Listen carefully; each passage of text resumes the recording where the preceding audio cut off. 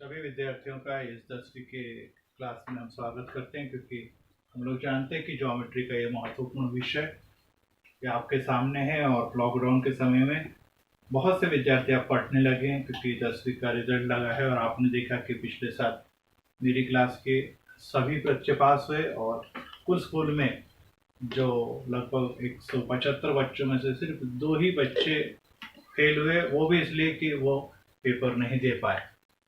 परंतु ये भी बात ध्यान में रखें, कुछ पेपर नहीं दे पाए, कुछ नहीं पढ़ पाए।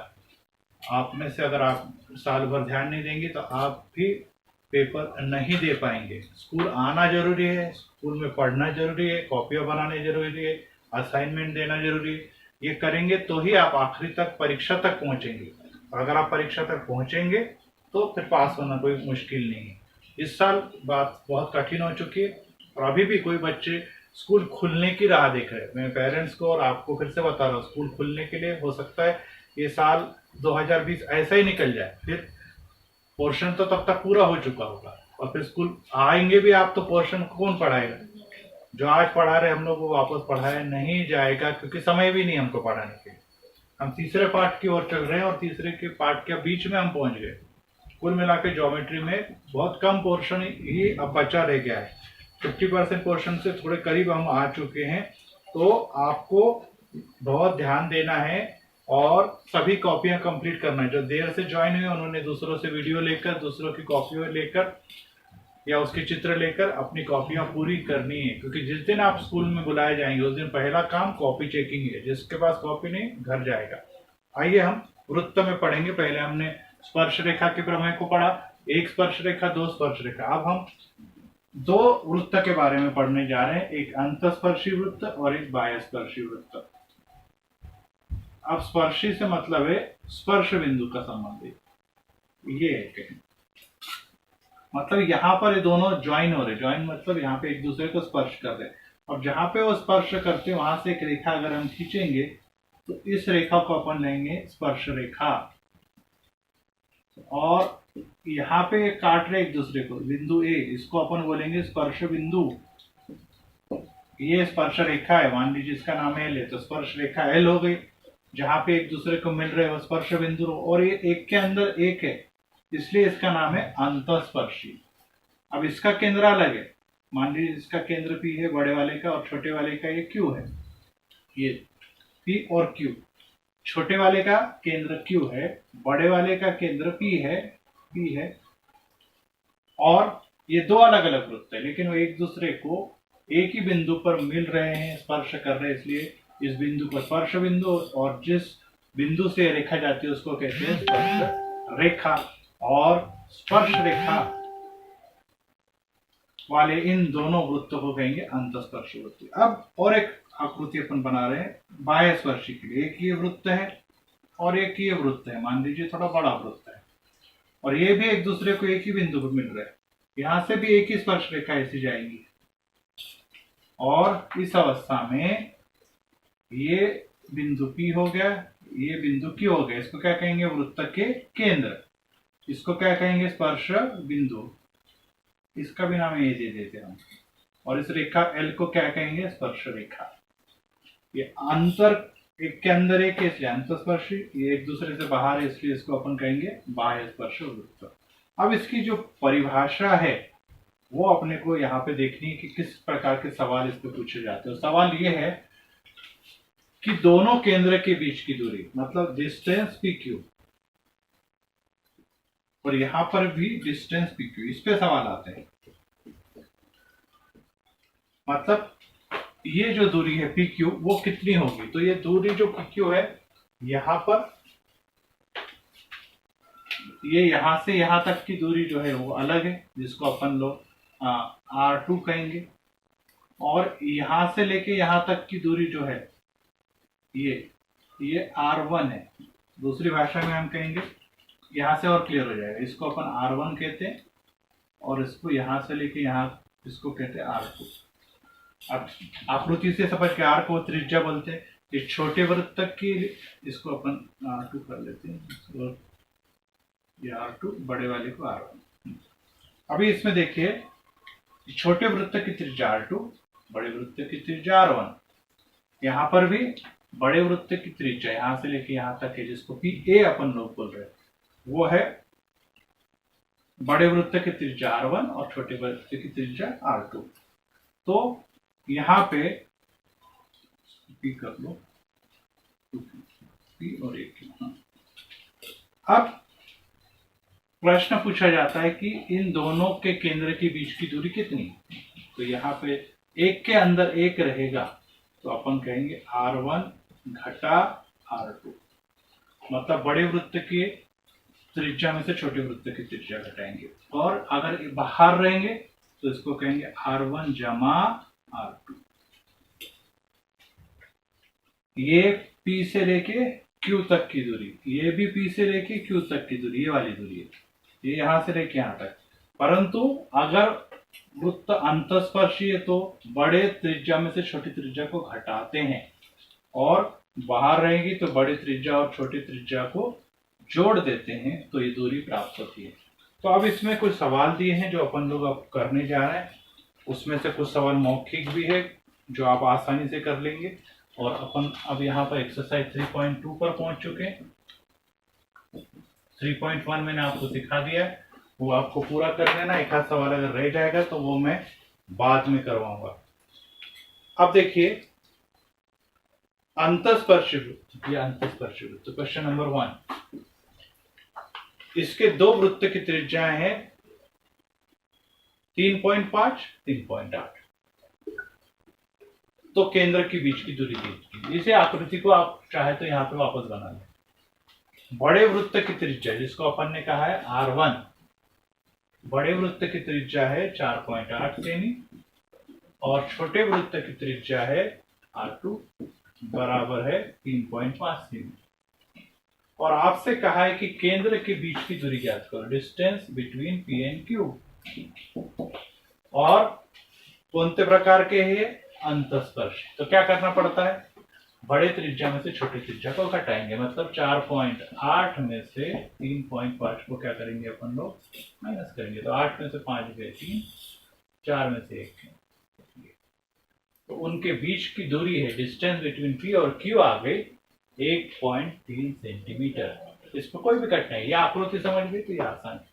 बड़े वृत्त की त्रिज्या में से छोटे वृत्त की त्रिज्या को किस में घटाते हैं हम लोग, अंतस्पर्शी। तो सवाल उतारेंगे और लिखेंगे। क्वेश्चन नंबर 2 में पायस्पर्शी वृत्त दिया। अब इसी के लिए देखिए 2 के लिए फिर से बड़े वृत्त की त्रिज्या R1 बराबर है 5.5 सेंटीमीटर, और छोटे वृत्त की त्रिज्या R2 बराबर है 4.2 सेंटीमीटर।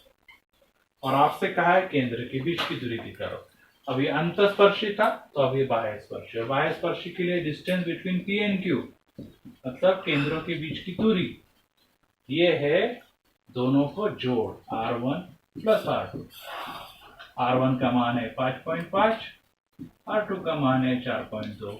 दोनों की टोटल करेंगे तो 5 और 2 7, 5 और 4 9, 9.4 सेंटीमीटर।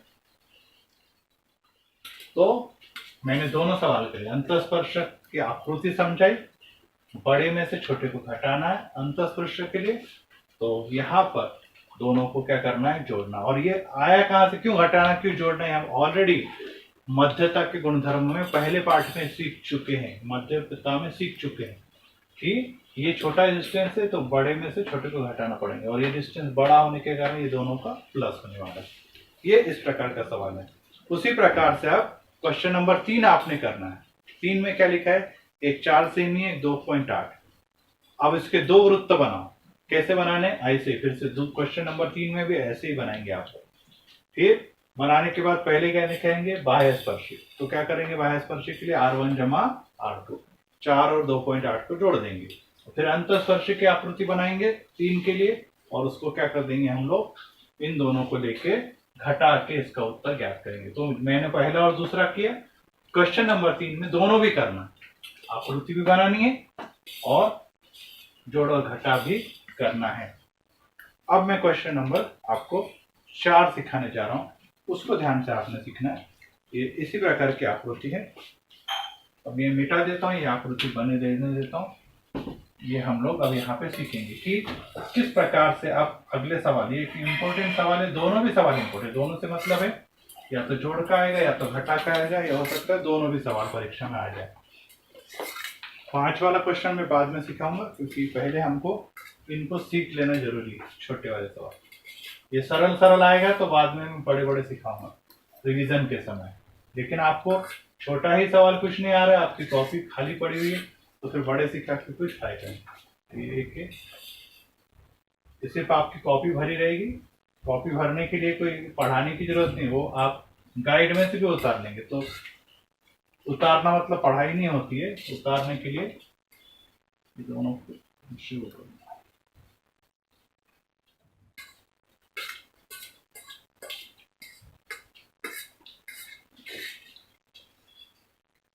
ये ए है, ये बी है और ये प्रतिशत बिंदु।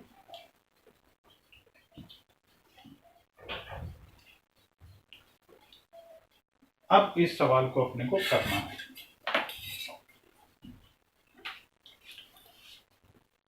इसमें लिखा है बिंदु P और बिंदु Q, ये दो केंद्र वाले, छोटा वाला है और ये बड़ा वाला केंद्र वाले दो वृत्त है।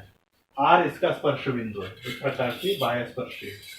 फिर R से जाने वाली ये एक रेखा है जिसको अपन लोग छेदन रेखा भी कहेंगे, और वो बिंदु A और B पे मिल रही। तो सबसे पहले आपको सिद्ध करना है कि AP समांतर BQ। सबसे पहले आपको ये सिद्ध करना है कि ये इसके समांतर है। अब ये इसके समांतर है, ये आपको सिद्ध करना है। तो देखिए, अब इसको सिद्ध करने के लिए आपको मालूम है, समांतर के लिए मैंने आपको 3 बातें ऑलरेडी सिखाई हुई है, और वो 3 बातें इस प्रकार से है कि संगत कोण सर्वांगसम होते, अंतःकोण समपूरक होते, और साथ में हमने देखा है कि एकांतर कोण सर्वांगसम होते। अब देखिए, ये एक ही वृत्त की त्रिज्या है, तो ये इसके सर्वांगसम। मान लीजिए ये समान है, तो ये कोण भी क्या हो जाएंगे, समान हो जाएंगे। देखिए कैसे कर रहा हूँ, ये दूसरे वृत्त की त्रिज्या है, ये भी उसी वृत्त की त्रिज्या है, तो एक ही वृत्त की त्रिज्या सर्वांगसम होती है। मान लीजिए ये y है, तो ये कोण भी कितना हो जाएगा, y। तो अपने कैसे करना जाएगा, अब लिखेंगे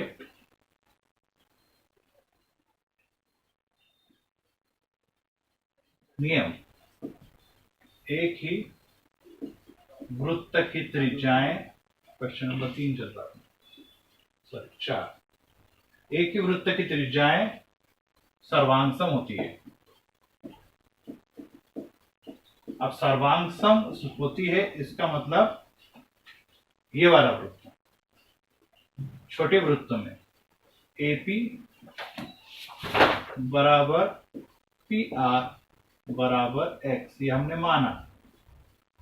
वैसे RQ बराबर QB बराबर Y, ये भी हमने क्या कर लिया, मान लिया। ये भी हमने माना। अब ये मानने के बाद ये मान लिया। अब पहला वाला त्रिभुज में आ जाएंगे, त्रिभुज APR।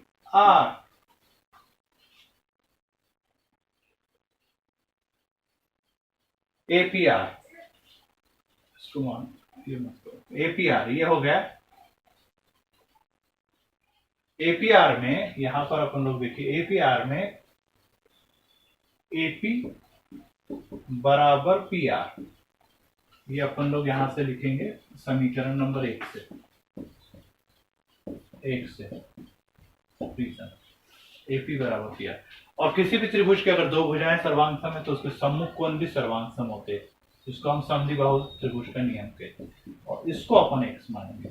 ये जो नियम है वो समद्विबाहु त्रिभुज का प्रमेय है कि किसी भी त्रिभुज की दो भुजाएं सर्वांगसम है तो समद्विबाहु त्रिभुज होता है, और अगर समद्विबाहु त्रिभुज है तो भुजाएं समान है तो कोण भी सर्वांगसम।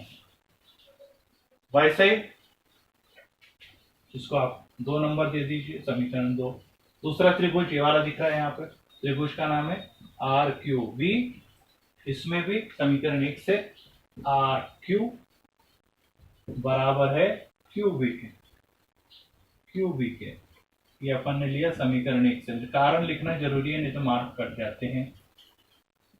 ये कारण है, ये भी कारण। फिर से, अगर ये दोनों भुजाएं सर्वांगसम है तो कौन कौन से सर्वांगसम होंगे, कोण B सर्वांग हो जाएगा कोण आर के।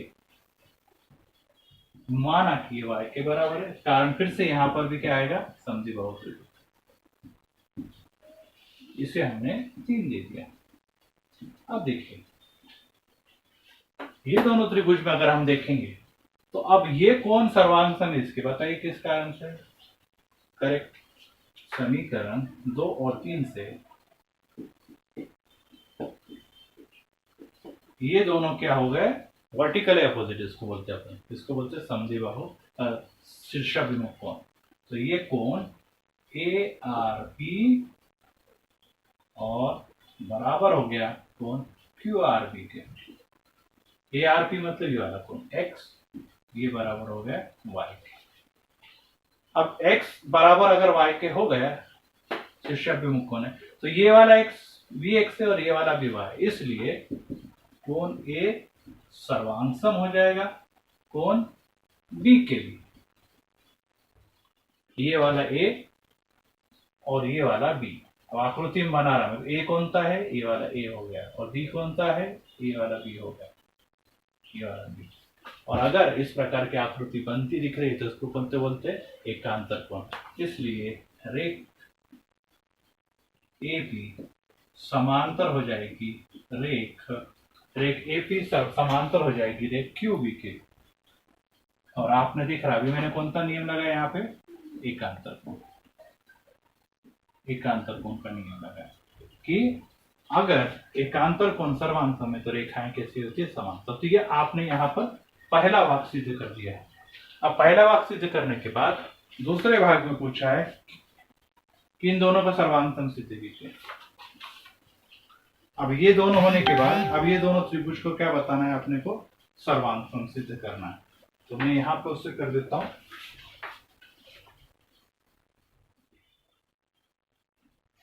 अब सर्वांग सम सिद्ध करने के लिए आपको मालूम है कसौटियां भुजा भुजा भुजा भुजा कोण भुजा भुजा कोण कोण, या आपके कर्ण भुजा प्रमेय। तो अब ये दोनों त्रिभुज हम लेंगे, त्रिभुज ए पी आर, इसको सर्वांग सम बताना है, तथा त्रिभुज ए पी आर के बाद R Q B, R Q B. अब इसमें सबसे पहले यहाँ पे दिख रहा है ये कोण एक सर्वांग सम वाई, आप पूरा नाम लिखेंगे,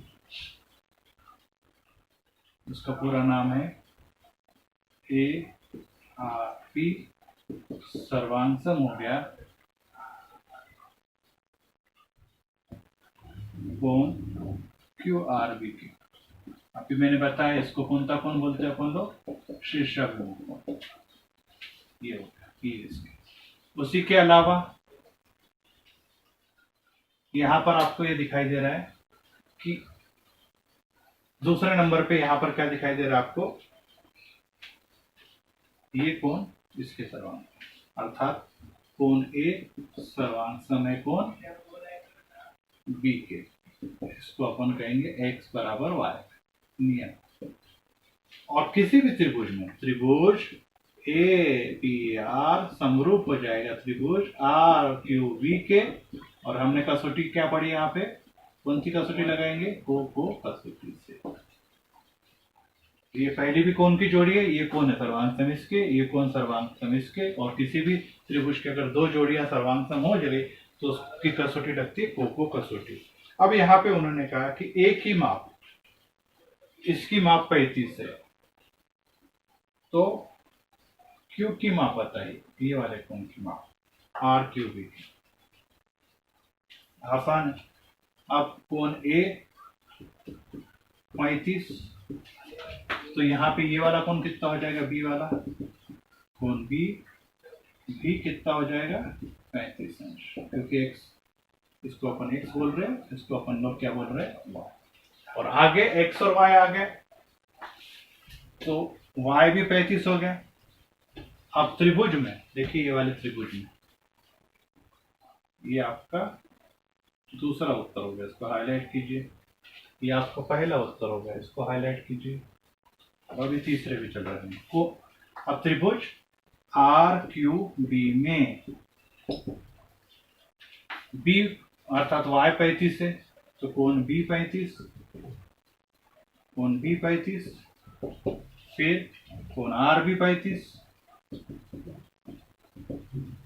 इसलिए कोण Q के लिए क्या करना पड़ेगा आपको, तीसरा वाला कोण जो अपने को ज्ञाति करने का, 180 में से इन दोनों को घटाएंगे, 35 जमा 35 को, क्योंकि त्रिभुज के तीनों कोणों के मापों का योगफल कितना होता है 180। तो 180 में से 70 गए, कोण आ गया 110 अंश। क्यू का पूरा नाम जो पूछा है परीक्षा वो है RQB। ये आपका उत्तर आ गया तीसरा।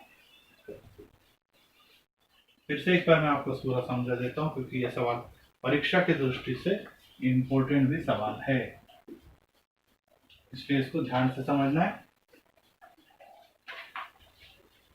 रिपीट कर रहा हूं।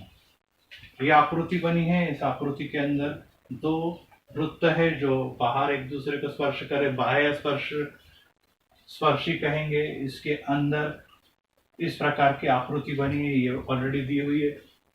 देने के बाद हमसे उन्होंने सबसे कहा कि नियम क्या लगेगा कि एक ही वृत्त की त्रिज्याएं सर्वांग सम होती है, तो पहले वृत्त की त्रिज्या, ये दूसरे वृत्त की त्रिज्या AP और ये कहलाती PB, ये दोनों भी सर्वांग हो गई। वैसे ही बड़े वृत्त में RQ त्रिज्या हो गई और QB त्रिज्या हो गई, ये भी दोनों समान हो गए। अब उसके बाद यहाँ पे आ जाएंगे, इसके बाद इधर आना है ये वाला। इसके बाद पहला त्रिभुज पे आ गए, AP और BP समान है, अर्थात समद्विबाहु त्रिभुज है, तो इसके सम्मुख कोण A और R ये भी सर्वांग सम हो जाएंगे, माना कि ये किसके बराबर है, X के पास। उसी प्रकार ये दोनों भुजाएं समान है, तो ये और ये दोनों कोण मतलब B और R भी समान हो जाएंगे, मान लीजिए Y के बराबर। अब 2 और 3 को जब अपन मिलाते हैं, 2 और 3 को जब अपन देखते हैं, तो इसमें आपको क्या दिखाई देता है कि ARP ये वाला कोण और दूसरा है QRB ये वाला कोण, और ये वाला कोण क्या है, आपस में सर्वांग सम। मैं यहाँ पे लिख देता हूँ, कारण नहीं लिखा मैंने, यहाँ पे आएगा शीर्षाभिमुख कोण, पूरा लिखना है शीर्षाभिमुख कोण। और अगर ये दोनों कोण समान है तो x समान हो जाएगा y के। अब ये दोनों सिर्फ x y नहीं है, ये और भी और x और y, तो इसलिए x के लिए हम a ले लेंगे ये वाला, और y के लिए ये ले लेंगे। और अगर a और b समान हो गए तो ये z की आकृति बनाने वाली ये रेखा है, अर्थात AP और QB ये समांतर हो जाएगी, और ये z मतलब कौन से कोण होते हैं, एकांतर कोण। सेकंड में पूछा है कि इन दोनों त्रिभुज को समरूप बताइए, सिर्फ इसका मतलब क्या है, समरूप बताइए। समरूपता की कसौटी भुजा भुजा भुजा, कोण कोण कोण, भुक भुक। अब इसमें आप देख रहे हैं इन दोनों त्रिभुज की ये दोनों कोण सर्वांग सम है, शीर्षाभिमुख कोण है, x और y भी समान सर्वांग सम है, यहाँ पर हम ऑलरेडी सिद्ध कर चुके हैं। तो दो जोड़ी समान हो गई, तो कोण कसौटी से दोनों त्रिभुज समरूप हो गए। तीसरा पूछा कि अगर A 35 है, ये वाला 35 है, तो ये वाला कोण निकालना है QR, तो ये 35 है तो ये भी 35, और ये 35 है तो ये भी 35, अर्थात B अगर 35 है तो R भी 35 हो जाएगा। यहाँ R भी 35, पहले A 35 है तो B 35, B 35 है तो R भी 35। और अब अपने को क्यों निकालना है, तो त्रिभुज का नाम है RQB में B 35 R 35।